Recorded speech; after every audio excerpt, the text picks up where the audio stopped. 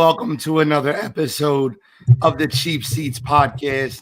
I am your no voice host, Gene Walzak, Wire to Wire Gene.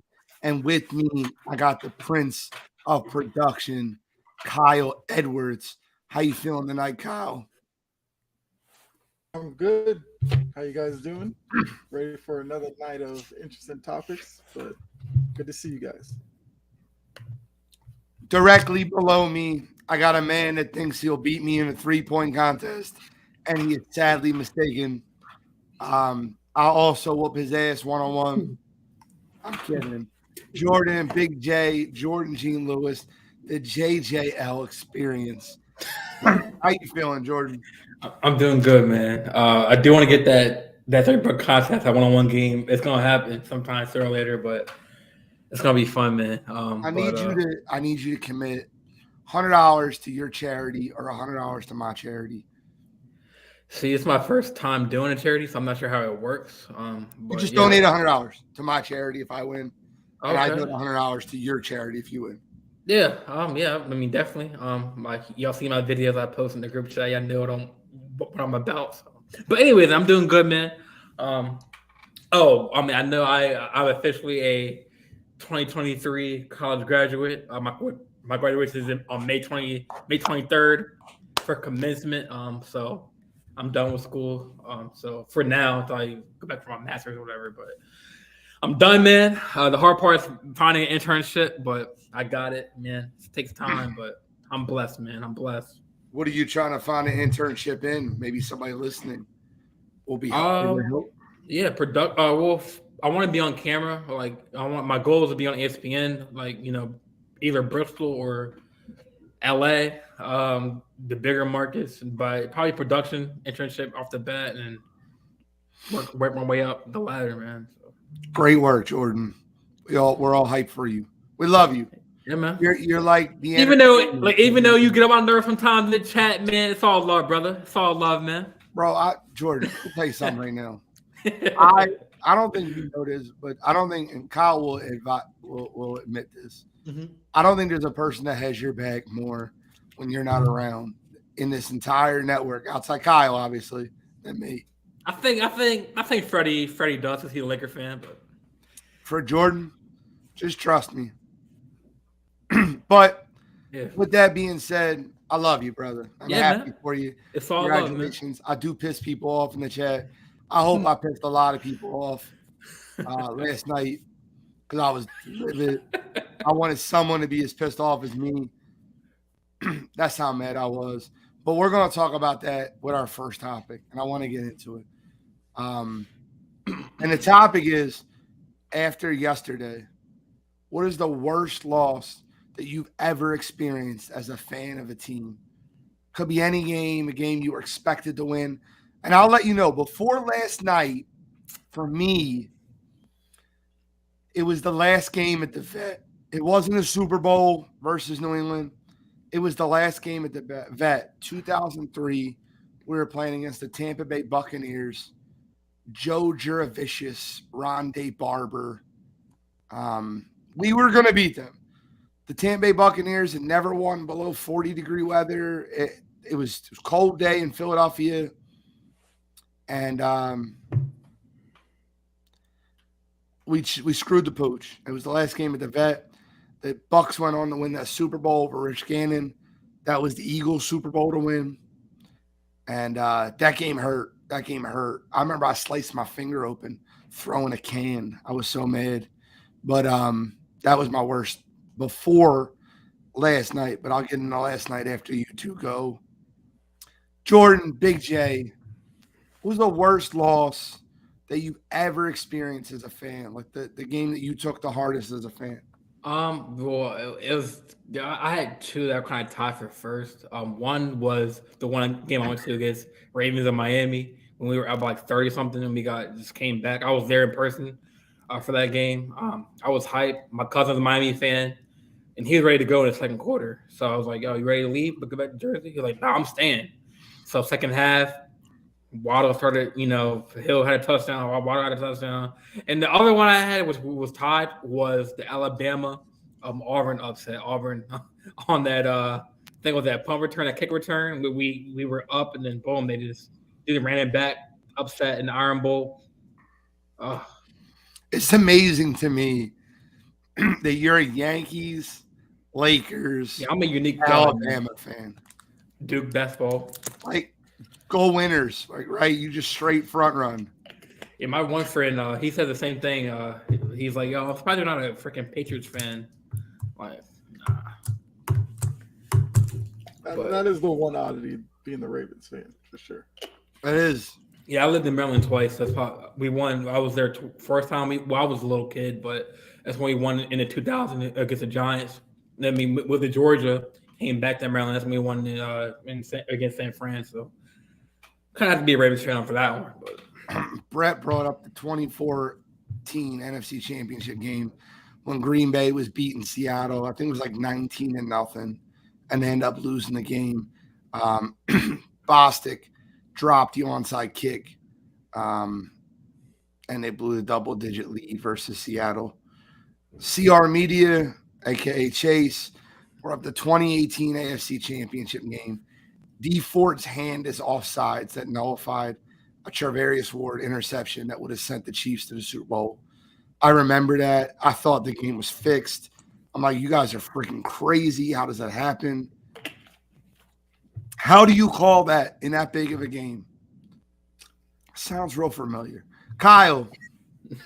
For me, it was 03 ALCS, Red Sox Yankees. That game with Aaron Boone hits the home run off of Wakefield. I thought that was probably the best chance I was going to get to see a Red Sox team win it all.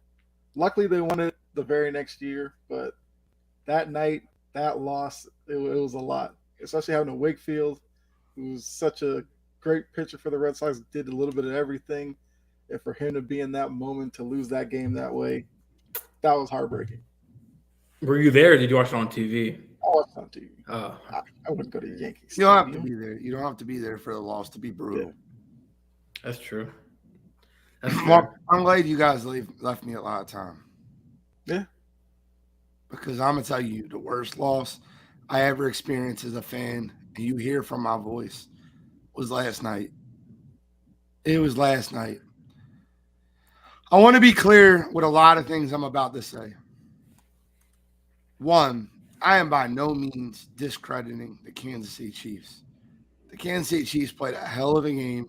Patrick Mahomes, the best quarterback in the league. I am no way saying that the Philadelphia Eagles would have definitely won the football game. Not saying that. I even told you guys I thought the game was closer than people were projecting it to be. It was a very close game. Back and forth.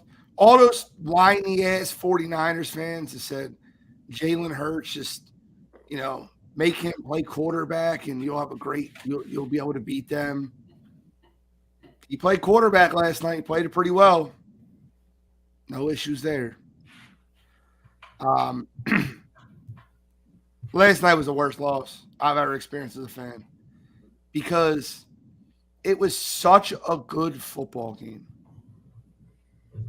And we can argue anything you want. Like, if you want to say you really thought Miles Sanders was a fumble and not an incompletion, which I thought it was incompletion, but I'm an Eagles fan.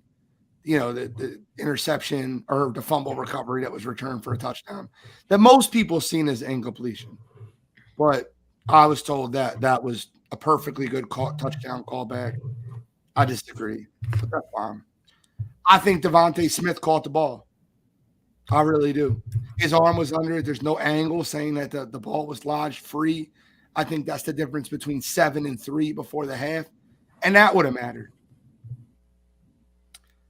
But that's not the point. There was calls that went both ways.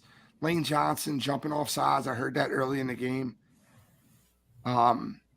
Bradbury probably should have been called for the hold earlier in the game versus Juju on the crossing route where his arm wrapped around him and Juju was calling for the flag and nothing got called. All those calls that went back and forth, and I watched the game a second time, on all 22. Tried to be as unbiased as possible. I know I'm an Eagles fan. I'm going to have bias. Ty says, of course you would think that, Gene. Hey, listen, most of the world thought that. So even your boy thought it was incompletion. He just posted it. But no, seriously. Yeah. You guys think it was incompletion or fumble? Are you talking about the? Because I know there was one play where Devontae Smith caught it, and No, not Miles that one. Miles Sanders. I might have missed. String pass. I might have missed that, or probably was in the bathroom or something like that. I missed that. Kyle, did you think that was a fumble or incompletion? I thought, quick with a glance at it, I thought it was incompletion as well. Okay, most people did. But Ty, who's a Chiefs fan, didn't think so. And that's okay. It's okay to think that. It's okay for me to think Devontae Smith caught the ball. But I didn't blaze a stink over that because I understand the shadow of doubt that was, casted upon that. I get that. I think that both ways you can argue. The thing that is a problem to me, and once again, let me just say, I'm not absolving Jonathan Gannon. Eric Bieniemy and Andy Reid absolutely destroyed Jonathan Gannon's defense. Destroyed it. Man. Pat Mahomes is an absolute savage. I watch games all the time. I didn't know the Eagles were running cover zero.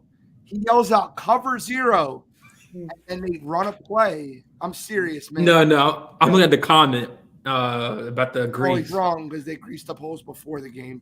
But that's okay. He's not really intelligent. It's all right. So when they called cover zero and he called it twice, the Kadarius Toney touchdown and the Sky Moore touchdown were the same play flip-flopped. Yep. And it was like they had the perfect calls against the Eagles because the Eagles switch on those routes. So like essentially when Kadarius Toney is running behind the line of scrimmage, like he's about to run a jet sweep, the Eagles shift their defense down instead of having a corner follow. So you see Darius Slay put his hand up to shift the coverage down. That's why he's caught inside, and Kadarius Toney and Sky Moore are so wide open. Bieniemy and Andy Reid put on a masterclass last night in calling a game. I'll be clear there. The Chiefs were scoring at will. The Eagles were scoring because they were making ridiculous plays. I think that's the part where a lot of people miss in the game is I felt like the Eagles were making huge plays, and I felt like the Chiefs were scheming people open because they were just so much more prepared for the game. That's not the point, though.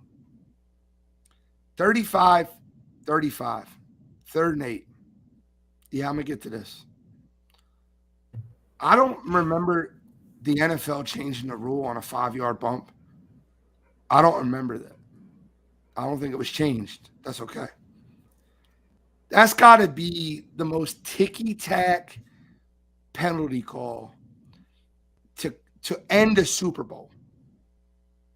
Super ticky-tack. Because that play wasn't even close to the hold that just James Bradbury had just earlier in the game that didn't get called. Players prefer consistency. The Chiefs got away with things that game. The Eagles got away with things that game. On the run back for Kadarius Toney, there was 3 blocks in the back. And they're so clear as day. If you watch the replay, that's the point. I don't argue for those calls. I would rather the referees swallow the whistle, which they were doing all night. I'll address your comment, Peter Lira, Fausto. I will address it.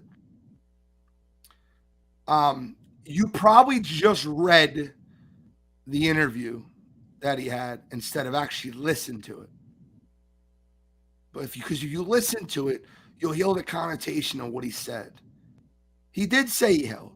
You can call holding on any play in the NFL. I promise you there wouldn't be this much of an uproar in the entire NFL community, in the NBA community, in the whole community and the whole world that watched that game was like, you can't end that game that way. I think that Bucker kicks the field goal, goes up 38-35, and we get to watch something special. If I was projecting what would happen, I would project that the Eagles would have gotten the field goal range, kicked the field goal, and then we would have went into overtime, and Pat Mahomes would have kept dicing up our defense. I would have been fine with that. You lose a football game on your own merit, which we were doing a good job of doing. We didn't play a lick of defense yesterday. The Chiefs did an amazing job offensively. Their game plan was spot on. They are a great football team. And number 15 is the best that I've ever seen do it. But you cannot end the Super Bowl on a ticky-tack call like that. You cheated the entire world. And then take Chiefs fans and Eagles fans out of it. And take Freddie's biased ass out of it. You cheated the entire world out of watching the final chapter to what most would say would be the greatest Super Bowl they've ever watched. Wait, Gene, what was that about? Before the halftime, I saw a TikTok. Some dude was like, Serrani was a little kid because he kind of like brushed off the cheek. What was that about? That video of him like brushing off, and then Hurts pushing his arm away. Like, yo, bro, stop, like, coach. Stop. Because on the like being too cocky or whatever. I'll tell you, on the Devontae Smith catch, they were gonna rule it a catch, and then they brought it back. They actually they literally reviewed it like so long. So it won, like Sirianni before they called it was like, get up there, we got it. Like, chill, like we don't have it yet. And Okay. Yo, can someone mute Freddie? I don't really need his comments tonight. I really don't. I don't know how you do that. I don't know. It's fine. It is what it is. He's just going to repeat the same shit that he posted on Facebook 9 times. I know your fucking opinion, dog. Shut the fuck up. Y'all are going at it in the group. No, but he just like repeats the same thing. Bro, I've retweeted Skip 75 Skip, people. He said, I'm Skip. He's Skip. Come on, team. I just wish that the Chiefs would have won the football game, like stopping our offense or scoring a touchdown in overtime, without the fact that there was a ticky-tack call that was made that cost us the game, in my opinion. Kyle. Yes. I just want to know your opinion because I trust your opinion. Yeah, I mean, it should have been called. Yeah, I'll stop. No, you good. So when I was sitting there watching it, I was kind of like Greg Olsen, because Greg Olsen kind of was the same way. It was like Super Bowl like this moment. I don't know if that's something you want to call. And I kind of played it out the same way as you, because once that call happened, we all knew what was going to happen. They were going to kneel the ball 3 times, kick a field goal, and for a game that was going back and forth like that, you had the lead at the half. The Chiefs come back and take the lead and all that, and the way that game was going, I also would have preferred to see the field goal happen. Eagles get the ball. What does Jalen Hurts do in that situation? So I'm right there with you. Now, I'm also going to say kind of what Freddie's saying, the Hurts fumble did definitely hurt, because I felt like that really swayed the momentum. Kyle, hold on. Yeah. I agree with what he's saying. I'll say that again. The Eagles didn't do themselves favors. They didn't lose the game because of the refs. The Eagles shouldn't have won the football game. I'm not saying that. And it's like talking to a fucking wall. I can't do that with him. It's a wall. Yeah, I'm not blaming the refs. What I'm saying is you can't make that call. I want to watch the end of the game. It's like anticlimactic, yeah. Correct. I want to watch the end of the game. Yeah. And then he messages me yesterday and goes, You would do the same thing. You'd be arguing the same way if it went the other way. No, I wouldn't. I bet on the Chiefs versus the Cincinnati Bengals. And when the call came in the Chiefs game, I was like, man, you can't end a playoff game of this magnitude like that. Even though it was a blatant penalty, a way bigger penalty than what happened yesterday. If you're smart and you can listen with your ears and not read a quote that people post online, you will listen to the Bradbury interview. And Bradbury explains, like, yeah, I held. He's like, I just, was hoping the ref didn't call that. Bro, it's a regular season basketball game. This is the last play of the Super Bowl. Freddie, man. I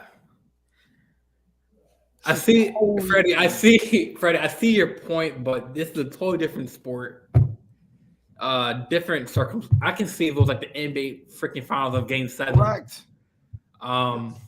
But Kyle, Gene, y'all have good points. But my aspect of it was that you're right. Like, I'd rather them, not call the flag.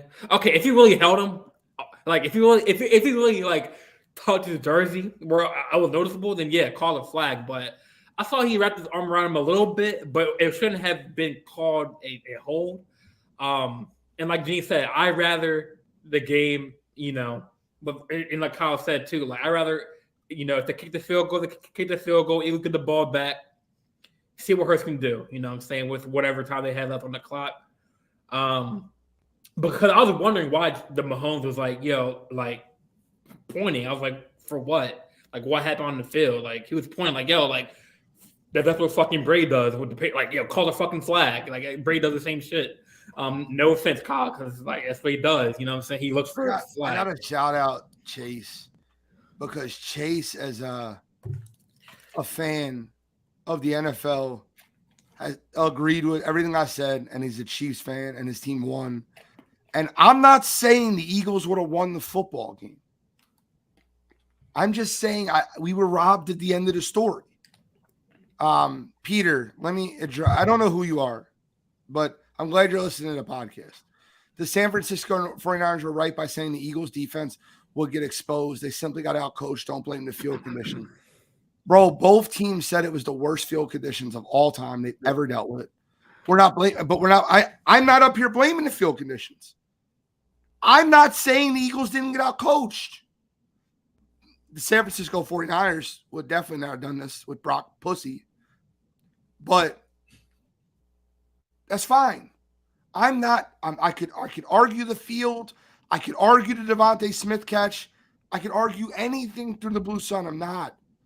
And honestly, leaving that football game, I felt like we were never going to stop Patrick Mahomes. We were never going to get that stop. He was playing out of this world. The guy's unbelievable. It sucks that the Super Bowl on the biggest stage, and every single person that's watching the game, football fans, ex-football players, LeBron James, everybody's like, you can't call that. Guys, I don't want to get into conspiracy theories because I'm not. I don't. They played at State Farm Stadium. Who is the biggest friggin' representative for State Farm in the world? Is it like Steph Curry or something like that? Pat Mahomes. Oh, yeah. I'm not getting into conspiracies. The field was atrocious for both teams. That's not an argument. Any Eagle fan that gives you that argument, even though I felt like it affected our pass rush more because we're the better pass rush, I'm not arguing that. I'm arguing that that call shouldn't have been made at that time. And if it was made earlier in the game against Juju, fine. Then you'd feel better about it later in the game. Yeah. Correct. Consistency is key. I mean, I want to know how. I mean, second half or not second half, before second half. I mean, Mahomes was limping hard. I want to know how he continued that game, man. He was limping pretty bad. Like I feel like But he was limping Plays like, and directions but there. he was limping harder than what he did in the Bengals game. Like, which is like he was like grimacing in pain. Like, I mean, I don't know if that was the same ankle he did in the Bengals game, but probably had a little shot in the ankle. Probably adrenaline. I don't think that Tape his it injury- tighter. Yeah, there's plenty. But no, I'm not trying to start anything. I thought that he was grimacing more harder and like whatever. I don't think that his injury was anywhere near what it was played up to be. Looked fine on that 30-yard run on the last drive. Yes, yeah. Fair. Yeah. But yeah, like I mean, I'd rather see, it's No. football. I want to see both teams, play it out. But yeah, a lot of people have said that on Twitter, on Facebook, and the groups that I'm in, they're saying the same shit. Like, I want to see them play it out. So And Freddie's comments. This is my last comment. I'm responding to Freddie all night. Don't even post them no more. I don't want to be consistent because the NFL. Gino wanted the NFL to be consistent because it's the Super Bowl. No, Freddie. I want them to be consistent with their calls throughout the football game. I understand that, like, you're not familiar with consistency because you change football teams like you change underwear. That's not. oh man. That's not what I'm saying. If they called it earlier in the game, that's consistent. They didn't call it all game, and they waited to the biggest moment of the football game and called it. If they were calling ticky-tack calls all game, dude, they called one hold the whole football game.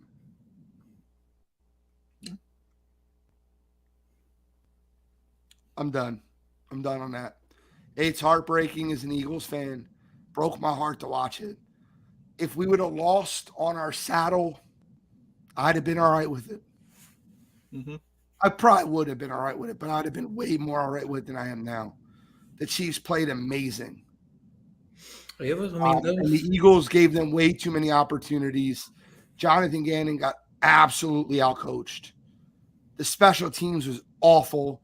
We activated our punter off the pup list who was out for 6 weeks prior, Aaron Sipas, who kicked a line drive kick to Kadarius Toney, which was awful. Pacheco ran wild. A shout out to him from Jersey, man. Rutgers player. Big shout outs to him. I don't play for the team, Freddie. I didn't put myself in any position. I watched the football game. I watched the best two teams in football play against each other. And I watched a game be decided by a ticky-tack call when it could have been decided on the field. If Hurts throws an interception on the last drive and the Eagles lose the game, yeah, of course I'd be pissed. That'd be different, yeah. But it'd be different. Yeah. I think the Chiefs might have been the better team yesterday. And I'm not saying that with I'm not saying that the Eagles were the better football team. I'm not saying they would have won. I think they would have tied the game and Patrick Mahomes would have shredded our defense in overtime. But I think they get 3. I believe that. I truly do. But it is what it is. Last thing I'll say, I think it was a good point you made about Gannon because that second half, I mean, Mahomes and that offense were unstoppable, and Gannon just couldn't make an adjustment. And that's kind of what it came down to because going into the half, I thought the Eagles were in a good position, up 10. Hurts was playing well. Like you said, a lot of the doubters of him on this stage, I felt like he silenced all of them. He made big throws. They called a lot of draws and, keepers for him, but he did well on all of them. I mean, up until the Chiefs taking the lead, Brian. I thought Hurts was like a, locked in like Super Bowl MVP for sure. Outside of that, but yeah, it was a tough day for Gannon. But I mean, definitely. I mean, my last thought on the game was, going to ESPN had the Eagles at 1.5-point favorite, which is pretty even, I guess, pretty close. So, other than the last flag, I think the game led up to it. I mean, I thought it was gonna be a high scoring game. And let me put this out there. I mean, what a hell of a game!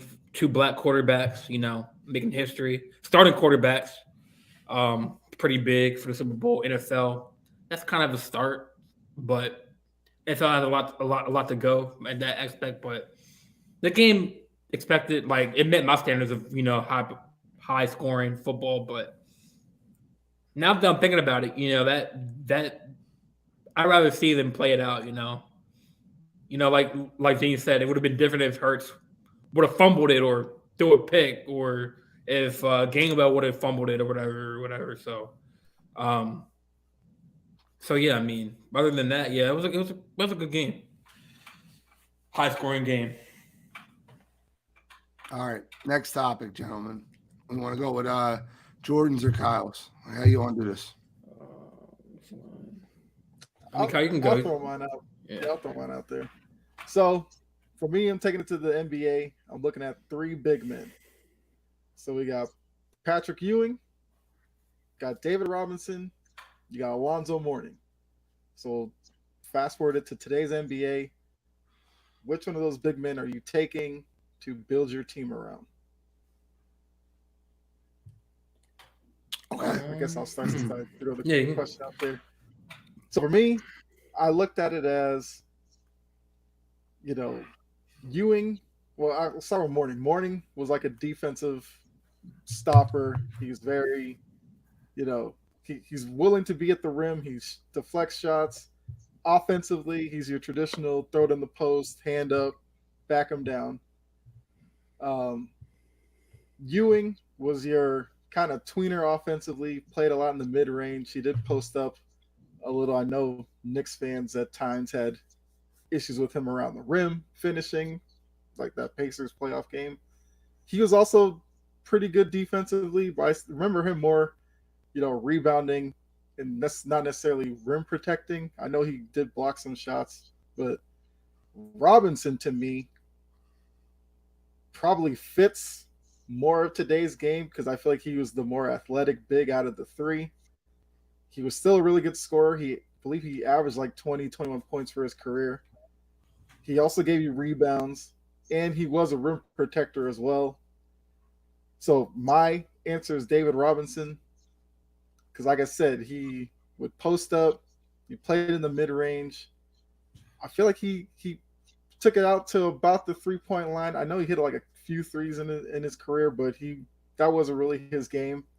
He could take bigs off the dribble as well, which I think would be a really key, aspect to his game for today. So for me, it's David Robinson. So I'll go second here.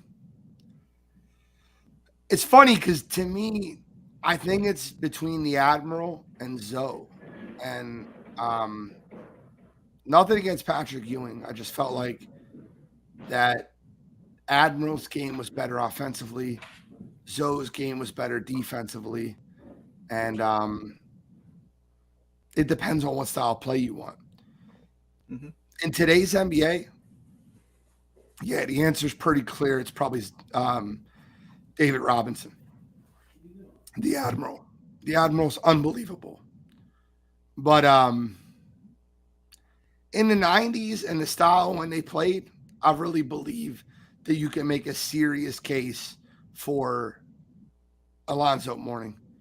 He had so many just game-changing, game-altering plays in which he altered shots.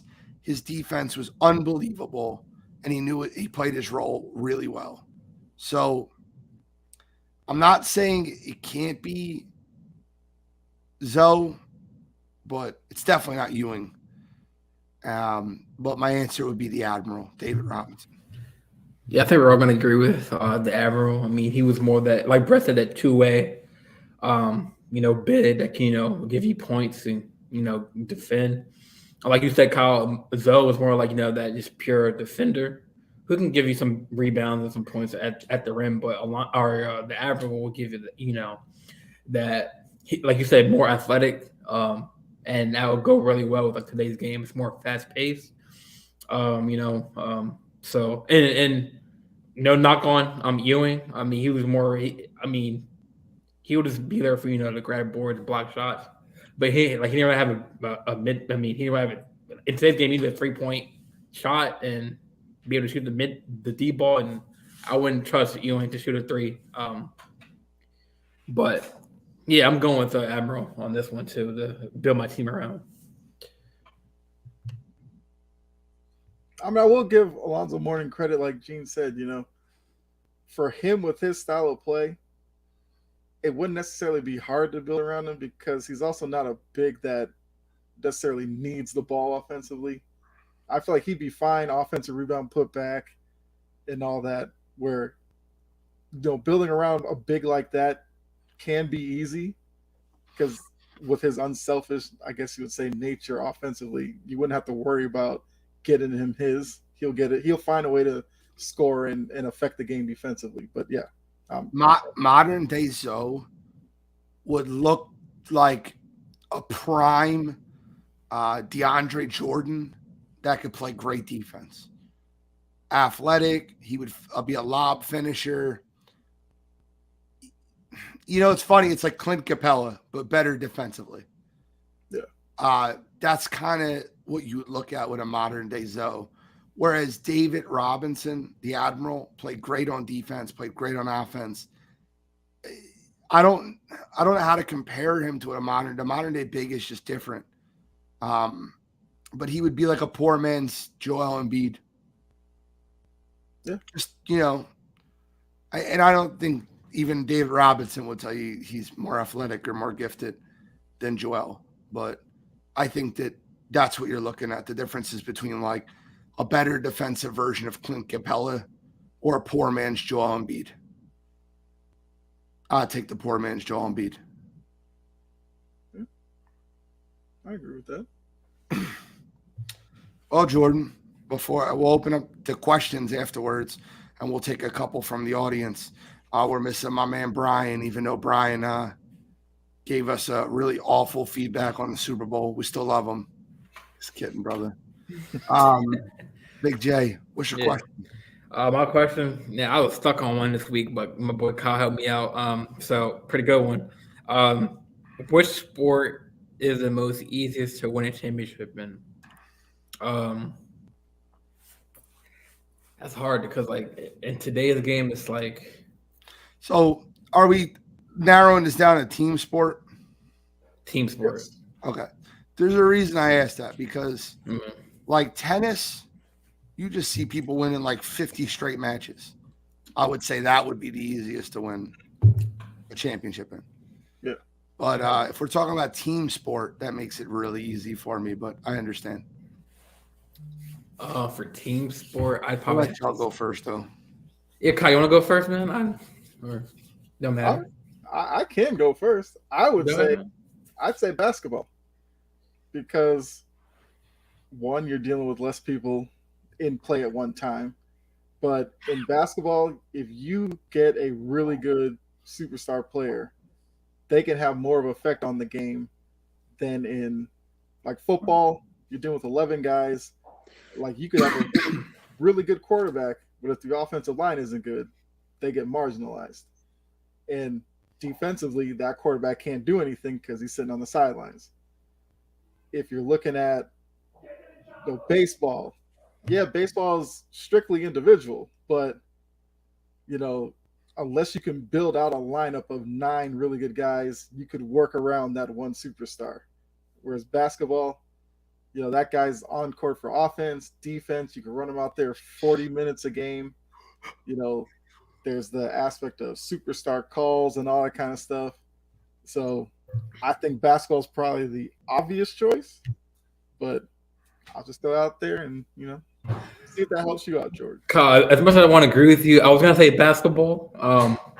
But as far as like contracts and keeping players, I'm going with baseball because you can sign players for like 10 years, like a Tatis or a Juan Soto, keep them locked up for like 9 years. You can build a dynasty or players around. It's not as easy. But I'll let you finish. Yeah, because like a team like, for instance, like the Yankees or like Astros, you can keep. You don't have to worry about letting a player go after like 2 years. Or 2 to 5 years, you can keep a player long term. So I feel like baseball now the Monday baseball, there's teams that are getting better. But like as far as building around those top tier players in baseball, I feel like it's if you have the good team, good hitters, good pitching. I know it's not easy to say, but easier said than done.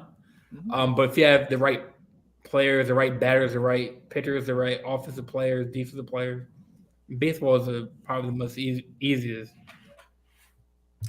And here's all As far as like contracts, like keeping players on the team. Look at the Angels. The Angels have Mike Trout and Shohei Ohtani. Yeah, I mean Mike Trout, but he's been hurt, right? Sniff the playoffs. Yeah. Shohei's been hurt. Ohtani or Trout's been hurt. That's injuries.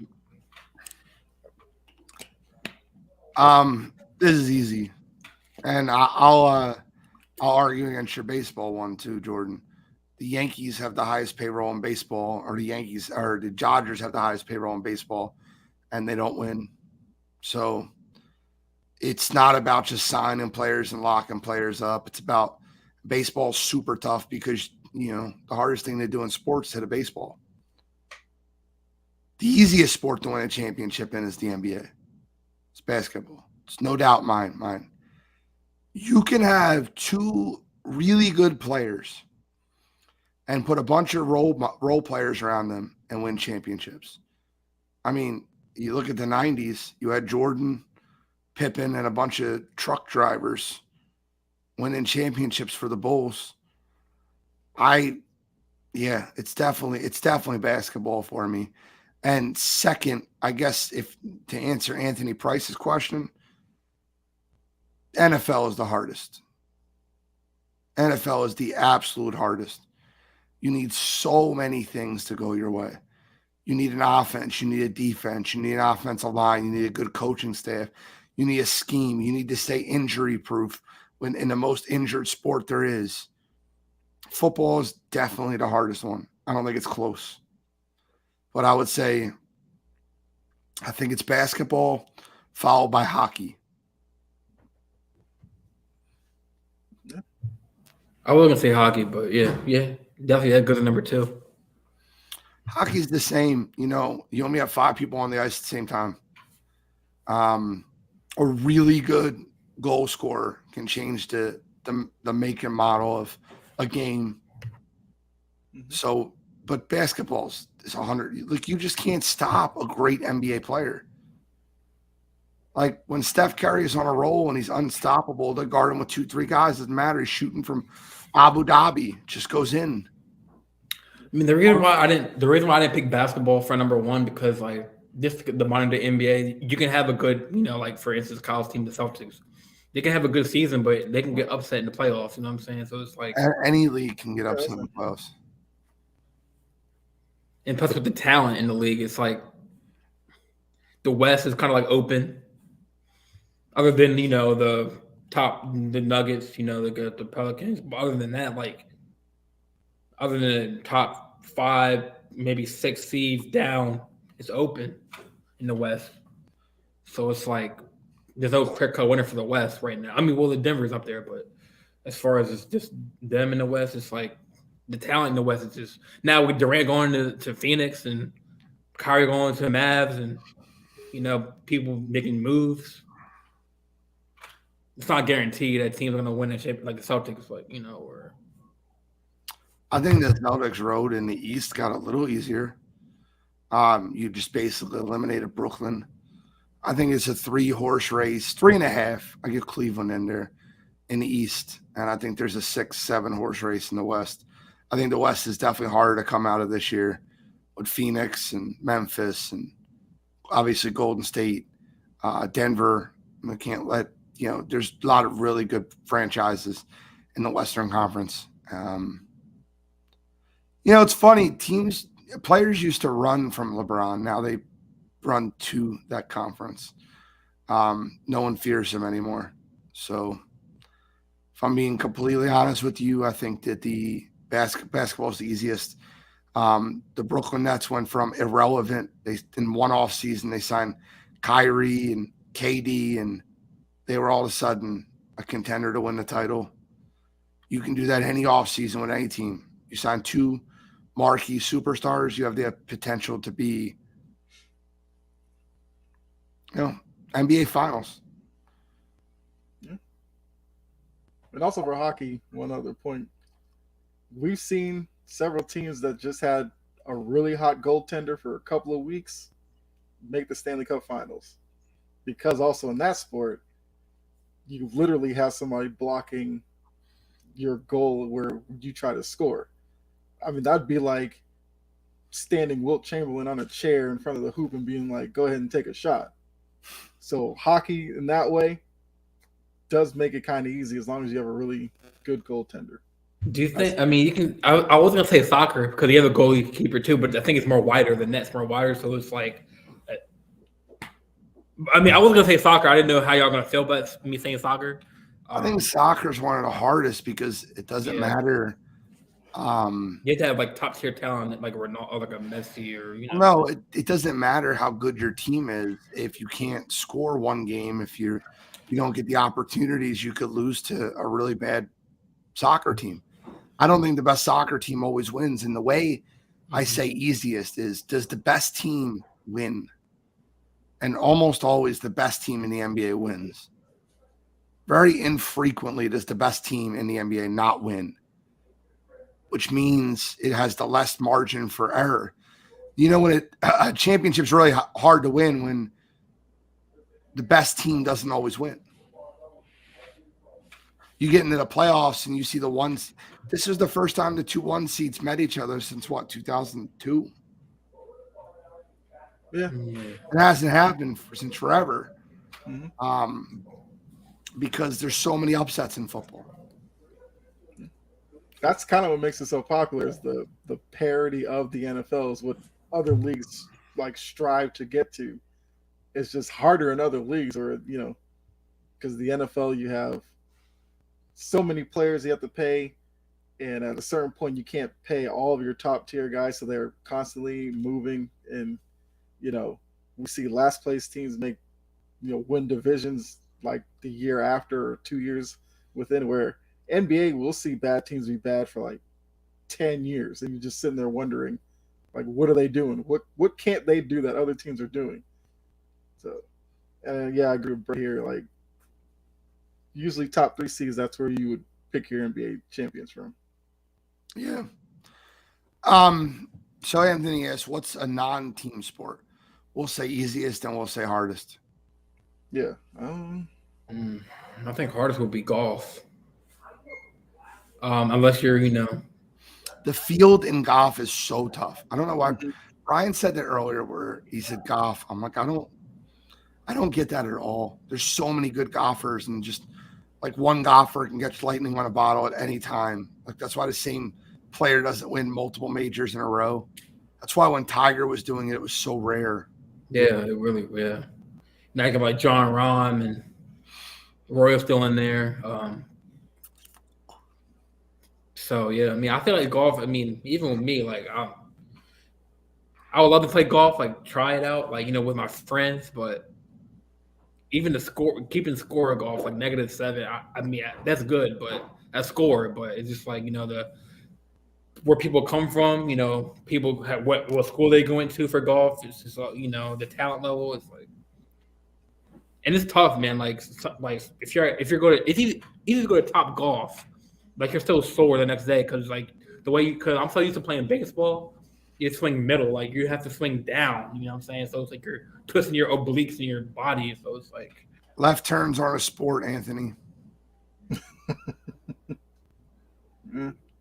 I don't think NASCAR is a sport. I don't. If I'm being honest, I get a lot of slack for that, but I don't really care.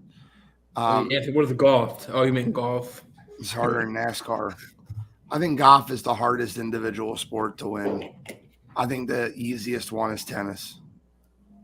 You look at dominant tennis players and they just constantly win. How many times did Nadal win? How many times did Federer win? How many times did Serena win? Yeah. I think tennis would be the easiest and golf would be the hardest. Like what I look at when I say hardest is, what about like boxing, UFC? I think that would be easy too. You need a good mouth. That's what you need. Yeah. You get big name fights all the time. You have a big mouth. What about endurance? I love Jorge Mas. Yeah, listen, we all agreed you have to train really hard to be a champion in any sport, right? Like, let's just take that out of the equation. But look at Jorge Masvidal. He's like 27-15. Guy constantly gets big fights because he knocked out one guy with a flying knee with 8 seconds into a fight and talks really good shit. He's entertaining. Conor McGregor hasn't won an MMA fight in 3 years. Talks really well. Right? Yeah. Right. Doesn't mean it's a harder sport. It just means you got to really good at talking shit. I don't know, man. I think the MMA would be closer to the easier side than it would be the harder side. I put UFC boxing in like the middle. Not easy, not hard. None of them are easy. Let's be clear. None of them. Oh, yeah. You have to be really talented. Yeah. But as far as, individual, I can see tennis being like the. But then again, it's hard. It's baseball. Like you're hitting a 100-mile-an-hour baseball. Too. You're hitting 100-mile-an-hour serves. Or trying to hit it back. That's hard to do. Like even an 80-mile. Like I think of that Serena's last game, she. Who Medvedev? He was on the men's side. He hit like 160-mile-an-hour serve. I'm like, how do you hit that? Anticipation and really good hand-eye coordination. Any questions in the chat? We got about 7 minutes before we wrap up. We would love to take one. We're missing our road dog Brian, so we're short one major question this week. Or you can hear me bitch about the Super Bowl for 6 more minutes. I don't mind. Oh yeah, I'm out, man. That's like,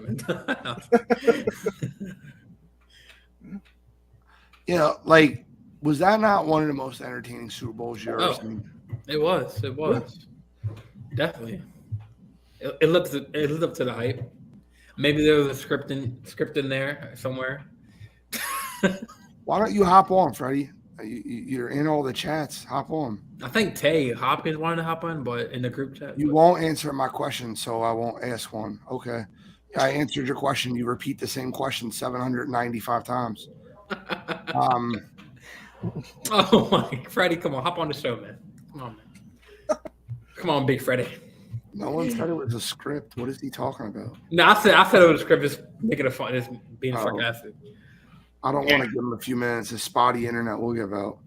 Let's answer Brett's question. Yeah, we'll go with Brett's question. Oh man. Oh, he's like, give me a few minutes. Okay. Oh shit. NBA contenders think are frauds. Oh. Which NBA contenders like this season? Philadelphia 76ers. I'm kind of leaning that way with Memphis. There's something about Memphis that outside of Ja, I don't know who I could really trust on Memphis's, team. Dylan Brooks and guys like that, they're more worried with beating you up than actually scoring. Because I saw this when they played the Celtics. Morant did really well, but when he needed Brooks, Jaren Jackson, and those guys, they disappeared down the stretch. So Memphis is a really good one. I think Memphis will lose to any big team that they face. I think Philadelphia is a contender. Do you consider Sacramento they're a 3 seed? Are they a contender? Because they're a fraud if they are. Kyle, how long is Jalen Brown out with that fracture? He'll probably play in the All-Star game to test out wearing a mask, which I think is good. So he'll probably be back after. I'm not gonna say the Celtics because I would say depending on Jalen Brown's timetable. I would say never mind, man. You think the Celtics are frauds? Without Jalen Brown, I do, but they can still. They don't have Marcus Smart. I think he's coming back soon. I think so. Yeah, Smart. We're assuming they'll be back by the playoffs. Yeah. Oh, I mean, well, in case any player without their players are going to be not intentionally, but on accident. I got a great answer for you, Jordan. I think Brooklyn's a fraud. I think Brooklyn's they're a fraud. But that dude, that point guard is Cam Thomas is. I was kidding, bro. They're going to fall apart. They trade their best players away. I agree with Brett. They're going to get overhyped and taken out early. I think Luka, hot take. Yeah, I that's a think good one. Luka and Kyrie fist fight before the season's over. What is Anthony's question? Or Melvin or something like that? Had a No, put comment. Anthony's question up there. No, Mahomes was like, what? Thank you, Anthony, for bringing this up because I have all respect for Mahomes, right? He's 2 Super Bowls. Something in my body doesn't feel, or something in my mind is telling me that we need to pump the brakes on the Mahomes and Brady debate. He has the feeling to get to that eventually. I'm not saying he's gonna win 5 straight Super Bowls in a row to get to Tom Brady. I mean that's hard. We just debated that the NFL was top 3, top 2 is the most hardest sports to win a Super Bowl or win it. So I mean I get it. I heard he's put in. I think Jordan, let me help you. I think I can answer a question for you. I can get it out for you. Yeah, I got you. Oh, here we go. Before Freddie talks, let me answer this Patrick Mahomes question, and then I'm going to tell you exactly what Freddie's going to do, and then we'll go. So, do you consider championships as the only method of greatness for Patrick Mahomes? I think he'll be better than Brady as far as like greatness, as far as like best to play the game, but I don't think he'll win more than 7 championships. I don't think we'll ever see that from a quarterback again. The NFL is a league of parity, and I don't think you'll ever see that again. Now, before Freddie goes on his awful repeating himself a million times, I'm going to tell you exactly what he's going to do. He's going to repeat him. This is like 3-1-3. This is like 8 Mile. He's going to talk loud and talk over and be loud. And he's going to ask the same question that I've answered 695 times. And that's what's going to happen. Go ahead, Freddie. I thought it was like 795 times. But same thing. He's going to say, did he hold? Did he hold? Did he hold? He's going to do that. And he's going to follow that up with, after all the things that happened in that game, you're just going to blame it on the referee. It's the only 2 points he's brought up. I can't. I'll answer both of them for you. Yes, he's slightly held. He's holding on every play in the NFL. And 2, yes, the Eagles 100% gave away that game in the second half by not being prepared defensively for Reed and Bieniemy's offense. He absolutely shredded them in the second half. Doesn't mean the game should have ended on that ticky-tack penalty. Consistency is key. They did not call that all game, and they called it on the last play. Before Freddie goes, hey guys, this is a Rams and Giants fan, y'all. So and a Chiefs fan apparently. Have the floor. Jordan, I'll be down in your lane in a few minutes, sir. Right now, I got to address the man of the hour, the man of the show. Even though, hey, Gene, it's all love. Just remember that.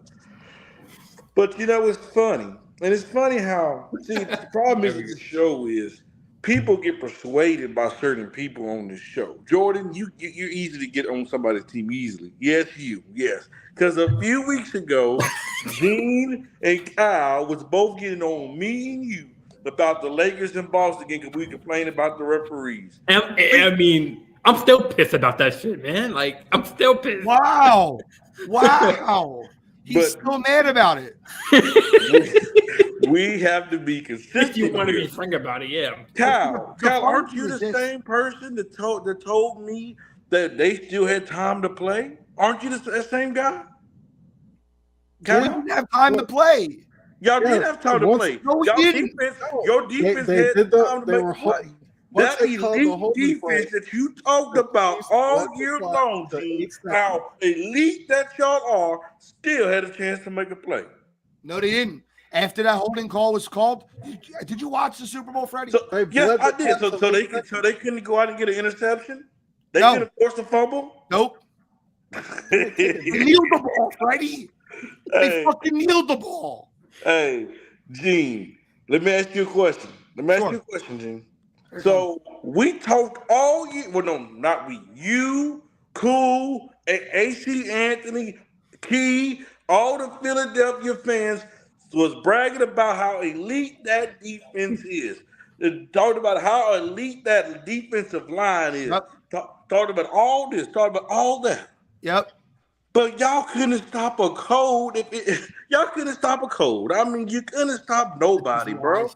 But we sit up here complaining about Nobody a call. is not Patrick Mahomes. Nobody is not the best No, but we quarterback in sit the up here complaining NFL. about a call. Nobody is not the best coach currently in the NFL. That's not But nobody. Gene, we're Nobody's complaining not a about a Hall of Fame call first when y'all tight end. turned the ball over. One time. That one time gave up points. You're That right. you And we needed got at those the end of the points back. game. We had a 10-point lead at the half. We got those points It back. still matters. It still does. matters. What about Every the play return in the game punt by matters. Kadarius Toney? And I have no problem with admitting the Philadelphia Eagles made their mistakes. I'm still not saying I think they would have won the game or not. It's not the point. I think the Eagles made a ton of mistakes.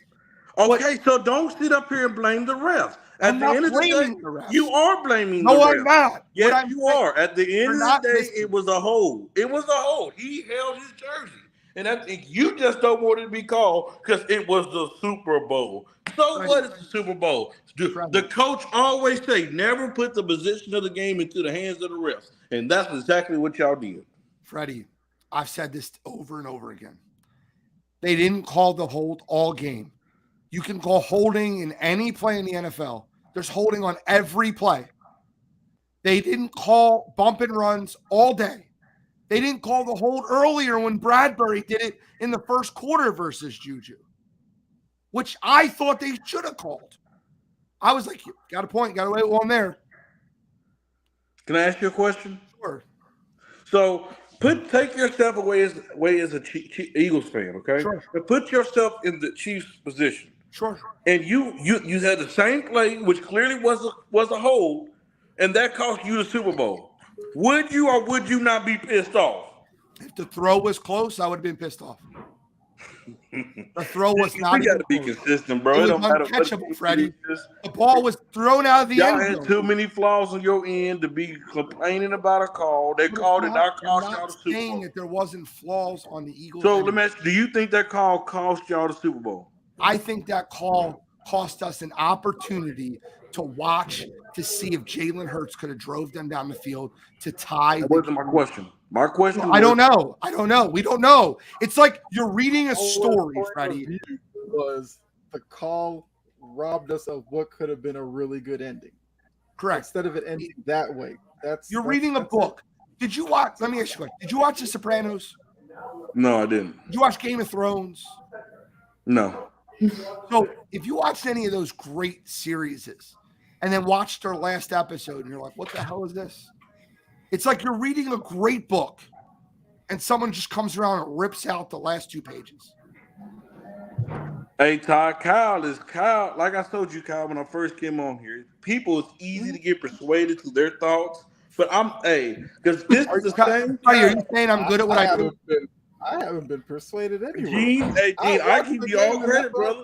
You got 2 guys to change the way they're thinking. I agree. You are good. Because I think it's laughable that Kyle, I expected out of Skip, but out of all people, Kyle is sitting up here changing the way that he thinks. 'Cause I promise you, if this was in a championship game, he would be saying something totally different.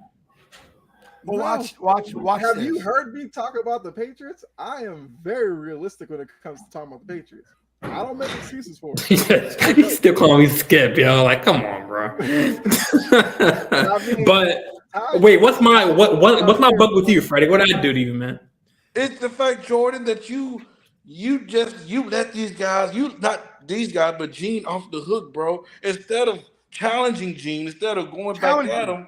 You fall down. But Freddie, show me how down Jimmy works. Good. Freddie, like when you're in the comments, right, and you're saying that the LeBron slap was should have been called a foul, right? Yes, it should have been called a foul, but this is a Super Bowl for a championship. So what? It don't matter what time the game is. Jordan, you call it consistent. Overtime. The Eagles weren't like a Jordan. When that happened, Did I not acknowledge that it was a foul? I did. Just spoiler alert. We can go back. I'll show you screenshots.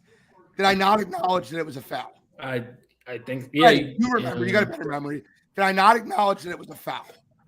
Yes. You did call it a foul. And what But I said was a regular season game will not determine your season. It can, though. And what I also no, it can't. It can. Yes, it can. If you got bro, Bro, we're talking about making the playoff. Kenny the Jet Smith mentioned that a game that was supposed to be a goaltending caused them going to the playoffs. It can cost you. Yes, it can. So if you're fighting to make the playoffs in an 82 game regular season, you didn't deserve to be there to begin with. Bro, the Lakers, I agree with Kyle. Kyle told me, and I said, okay, that's what it said. The Lakers have lost 5 games this year on bad calls. Do you realize where we'll be at in the seeding if those calls are not made? We'll be in the 6th seed in the West. Kyle's gonna say, "Oh, y'all always say if." He's ahead of you. But at the end of the day, Kyle's point. Oh, you say if. He fouled him. He fouled him at the end of the day. He held him. It was a hold. It is what it is. I don't think it was a hold that should be called. I think there's holding on every play. And I think if they called every hold in the NFL, we would never be able to watch football. There's holding on every dude. Listen to and I agree. It is holding. It is, Gene. But the thing every play. I agree. Called Gene. every hold in the NFL. But Gene, I agree. But the thing is that if you get caught, and he got caught. I mean, so Freddie, do you value Greg Olson's point of view as a guy who played? I understand what Gene and Greg Olson is saying. You don't call it in the Super Bowl. I understand that. But I put myself in the other shoes as a That's not what Greg Olson said. What Greg Olson said was, if you were to call that hold, you got to call the hold earlier in the game. Like if you're going to call it consistently the whole game, if you're going to let them play, you got to let them play. They let them play all game. Gene. All game they were allowed to play. Gene, bro, but you guys look at the penalties called in the game. I'm not gonna get up here and blame the refs for you guys playing. I'm not blaming the refs. I'm saying that call having a fumble for you guys giving up a punt return for a touchdown. I'm not going to sit up here and blame the refs. You guys had too many self wounds on your end to be talking about a referee. I'm not. No, it's not a touchdown if he doesn't hold tie. Watch football. The throw was 15 yards over his head, and it hit the friggin' white in the end zone. Watch But football. Instead of complaining about a ref, can we talk about how we've seen 2 quarterbacks play at an elite level? Give Jalen Hurts some love. Hey, if you had doubt in this brother's mind about his game, that doubt needs to be out the mind. It needs to be out the memory. It needs to be erased. It needs to be thrown away. That brother came out there. I don't blame the loss on him at all. He came out there and balled. He's better than Daniel Jones for sure. That's point blank. That's point blank. Period. Patrick Mahomes showed us why he's taking the keys from Tom Brady. This is his league now. I expected everything that he brought. But at the end of the day, we had a great Super Bowl. So I mean, this is one of the best ones that I've watched in quite some time. Freddie, if you didn't hold on a play and there was no penalty called, and you got to watch a team go down and try to score to tie the game or win the game, would it not have been better? I agree, Gene. It would have been better. So what's your point you're making? Nope, I'm not disagreeing with you at all. I agree in your story lineup. But what I'm saying is that the referee gotta be consistent. He called a call. It was the right call. You're right. He needs to be consistent. I agree with you. That's the first thing I agree with you. And he wasn't consistent because it wasn't called all game, Freddie. And then we also have to remember, these guys are just like humans. They make mistakes just like me and you. Just like they made a mistake. I'm just clarifying off your comment. They make mistakes just like me and you, just like the players. That's why I say you never put the game in the hands of the refs.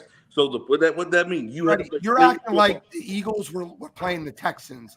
Bro, you gave up a punt return. Like, you can't do that. We're acting like the Eagles were playing the Texans, and we were playing a game in which we were favored by 14 points. And we let the game. No, let me finish. And we let the game in the refs' hands. That's not what happened. Both 1 seeds that were 14-3 during the regular season, the best 2 teams in football, you're splitting hairs. Do you think if the Eagles could have stopped the Chiefs, they would have? They tried. Andy Reid is a Hall of Fame coach, one of the greatest to ever do it. Eric Bieniemy is the most slighted coordinator in the league. And by the way, another thing we're going to talk about on Wire to Wire. Another season comes and another season goes where the only African-American coach hired is by the Houston Texans again. Eric Bieniemy just outclassed Jonathan Gannon, but Jonathan Gannon's going to get the Arizona Cardinals job over Eric Bieniemy. That's a fucking joke, but that's a side point. I agree. Yeah, we all agree on that one. But I'm gonna tell you, what Eric need to do? Eric need to get out of Kansas City. He is. He's going to Washington. He'll be the Commanders' next offense coordinator. Book it. That's not the point. It's going to Baltimore. Splitting hairs by saying best two teams in football. You shouldn't leave it to the referees. These are the most even teams that you could have. It wasn't though, Gene, because at the end of the day, you gave up a punt return touchdown. Jalen Hurts fumbled the football. You guys had things on yourself that you did put the game in the Rams' hands. You put it in their hands. And that's one thing that you can't do, bro. That's all I'm trying to say is that y'all was hurting yourselves. You had two things, big plays in the game that hurt yourself. I mean, it's unfortunate, bro, because I understand. Hey, I don't know no Eagles fan that's bigger than you, bro. We have a lot of them in the chat, but I don't know one that's bigger than you. I'm just, and I know you're making fun of my weight, Freddie. I am pretty big. I got no, I'm not about your weight. Oh my God, man! I'm just saying, like, I don't know, like, if there's somebody calls me and say, "Hey, who's the biggest Eagles fan that you know?" Oh, that's Gene easily. Like, because hey, it's just like when it comes to the Lakers, I hold the emotion in, brother. I'm just like you. Just wait a few months when we get eliminated. Just wait to see how emotionally I'm gonna be hurt. You ain't gotta wait a few months. It's gonna happen in March. Hey, just wait, bro. Like, hey, you might literally have to call my mama. You might have to go to work at the Verizon, pull up our account. I love your mama, Freddie. Your mama's a sweet lady. Hey, say, Miss Henderson, I'm trying to look for Freddie. Some nice home cooking when I come down there. I know, but she gonna say, Miss Henderson, can you find Freddie? He's MIA. I'm gonna be hurt, bro. It's gonna be bad. I understand it. I've come on air 24 hours after the game and faced the music all night. And Ty has been in the chat all night giving it to me, all friggin' night. As a Chiefs fan, there's no bias there. He's just calling it like I don't know. And Ty might be on the Henny tonight, man.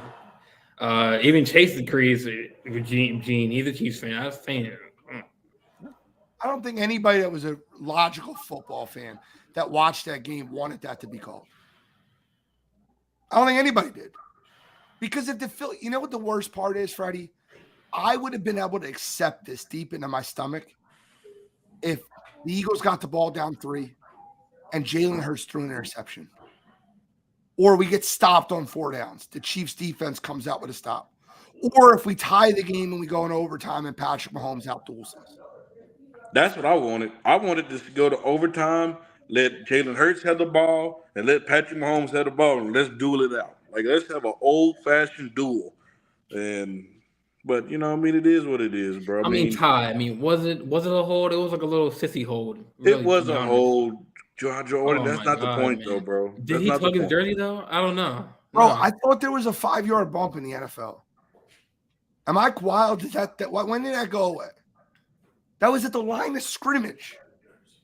They were hand fighting at the line of scrimmage.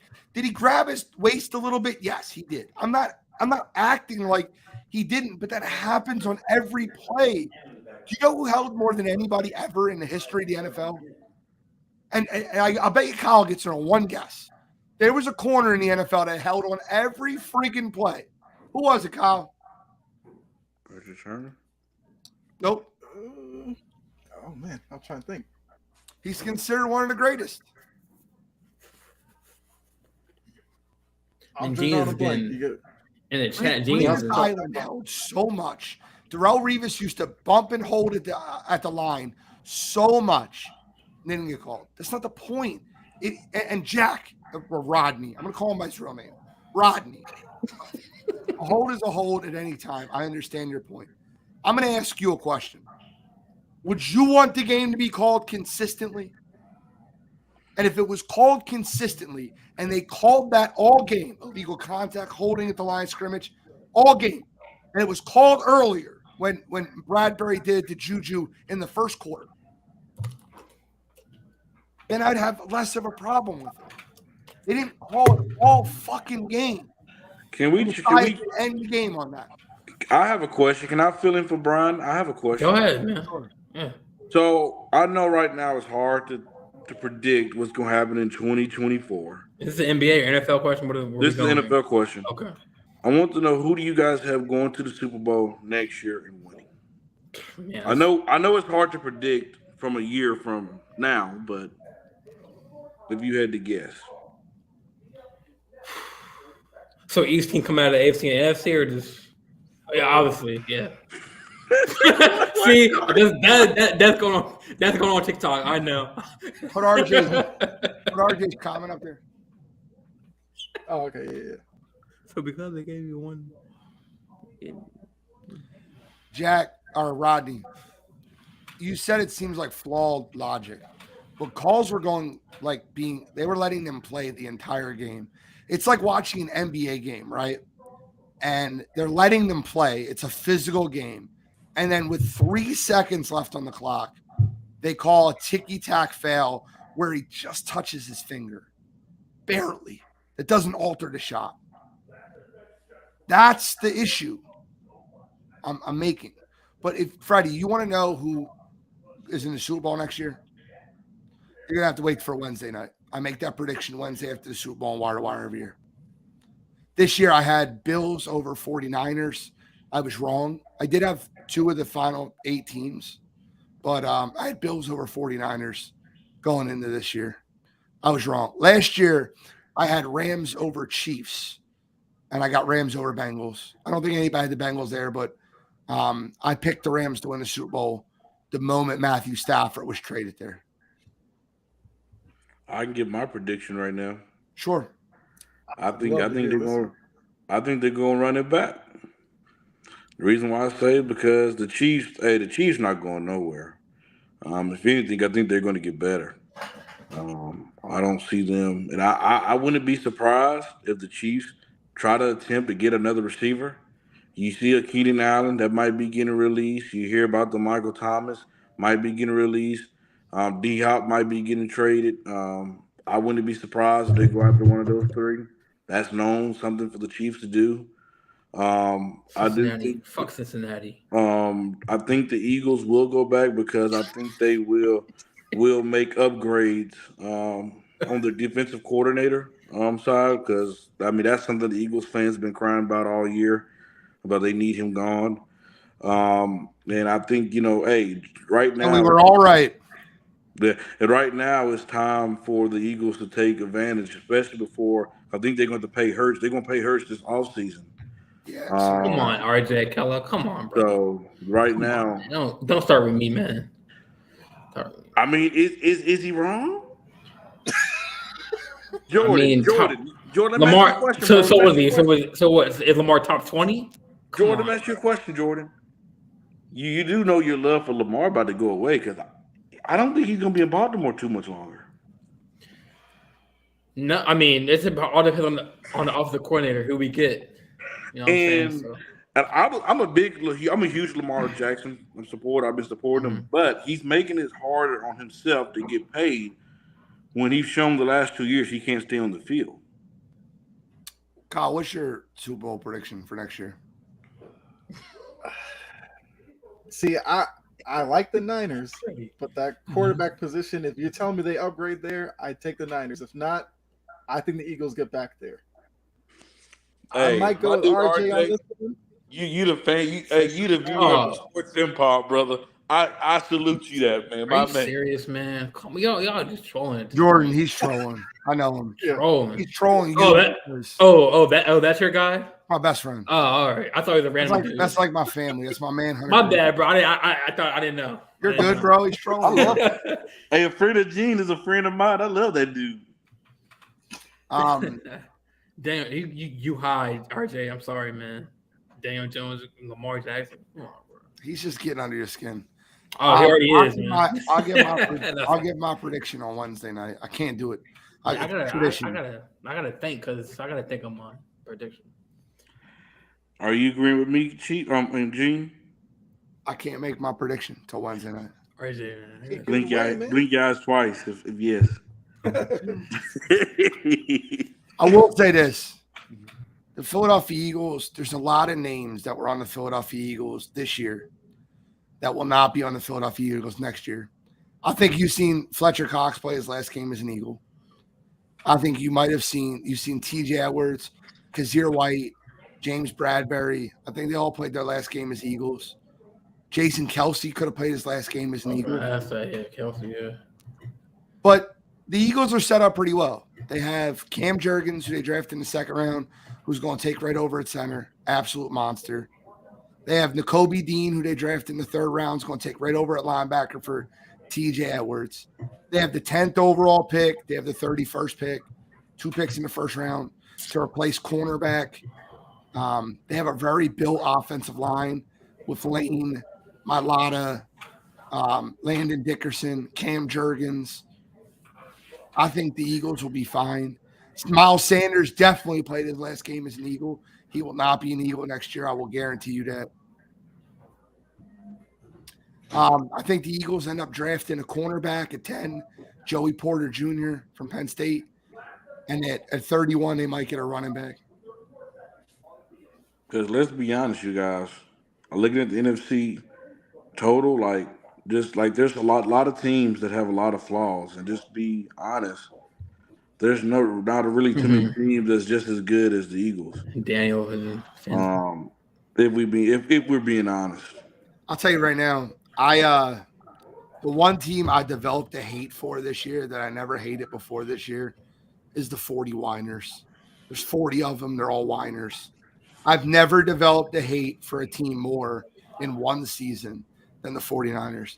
Like they still think they would have won that game versus the Eagles if Brock Purdy didn't get hurt. Well, guess what? If the queen had balls, she'd be the king, and she doesn't. And part of the job is to protect the quarterback. He didn't get hurt in a freak accident. He got hurt because you used a backup tight end to block Hassan Reddick. Like, you're delusional. We won 31-7. We ran it down your throat. Like, what are you talking about? 49ers fans are the most delusional fan base in the entire world that are not named Cowboys fans. I will say for next year though, I think the talent for QB it has shifted to the AFC. You have Mahomes, Lamar, Herbert, Lawrence. It was already in the AFC. It hasn't shifted. I mean, well, Aaron Rodgers, I don't know where he's gonna go. That's it. he's going to the AFC. Look like Probably the Jets are probably, but So the Super Bowl odds for next year, the Chiefs are favored at plus 600 expectedly. The Bills are second at plus 850, followed by the Eagles, Bengals, and 49ers at plus 900. Anyone want to guess the 6th team and the 7th team? It's so hilarious because both of these teams, I think, that are way overvalued right now. the Cleveland Browns. The Browns are way down there. is it an AFC team in 6 and 7 or One AFC, one NFC. Baltimore 7, someone 6? Baltimore is 7. They're plus 1,600. Yeah, I That's saw the true article. delusion. Where do you think they? I think Baltimore's the 3rd best team in their division next year. Yeah, That's not a slight. That's the truth. I The mean, Bengals are clearly better. And then if you follow it up, the Steelers or the Browns, one of those teams, either the Steelers, Kenny Pickett, or the Browns with Deshaun Watson. You think I the think one of those Bengals? teams I mean, wait. We beat the Bengals first meeting this year. and then lost the next 2. What is All right, so how are they better than us? They beat you twice last year. So 4 out of the last 5 games you guys played them, they beat I mean, you. that was a legal block in the back on Andrews, man. Come on, you want to be fair, man. Holding and illegal block in the back in the game. Come on. If the illegal block in the back happened, they still would have kicked the field goal and won by 3 instead of 7. I agree with you. I said that when it happened. You know who the 6th team is? Cowboys. That's right. Like delusion. We own that right, man. Hey, at least Rodney, are you Hey, at least Dallas. what is Rodney? He a Bengals fan? Steelers fan. At least Dallas say that the Cowboys made the playoffs on Sunday. We all seen Dak on the field. Way to go, Cowboys. Oh, last thing before we get off air. What were your thoughts on Eagles fans booing Dak Prescott? Hey, I live in Texas. I had a lot of Cowboy fans mad about, need to show more respect towards it and all that stuff. I'm like, bro, they're Eagles fans. They hate the Cowboys. They don't care about the Cowboys. They hate your guts. Like, let's just be honest. And if it was vice versa, it would have been the same way the other way. So, what are your thoughts? People wrote that it was trashy, that it was wrong. I think you're just sensitive. Because he was the man of the year thing. That I mean, it's the same way if Brady showed up in Indy and they decided to boo him. I'd be like, yeah, I mean, I saw. I much love for Doug, diehard Cowboys fan, but I watched this show. He praised Dak Prescott like he won the goddamn MVP. I mean, color player is a big thing because you're doing stuff off the field, which is great. But I mean, Doug praised him like he won the freaking Super Bowl or MVP, Super Bowl MVP. Brett said it perfectly. But the MVP. He said, I mean, it was a Dallas quarterback amongst Philly fans. What did anyone expect? Yeah. Jeez, funny. He's bringing the Santa Claus thing up. I've explained this too many times. I don't think. Didn't go home and go to sleep, bro. Take it now. I've explained this way too many times. Did I explain this last week on the show or pregame and pigskin? Did y'all hear the story on the Santa Claus thing? Like the I didn't hear it. Y'all ever heard this? Y'all know what happened when they always say Eagles threw snowballs at Santa Claus. Do y'all want to hear the real story of what happened? Why not, man? I'll be quick.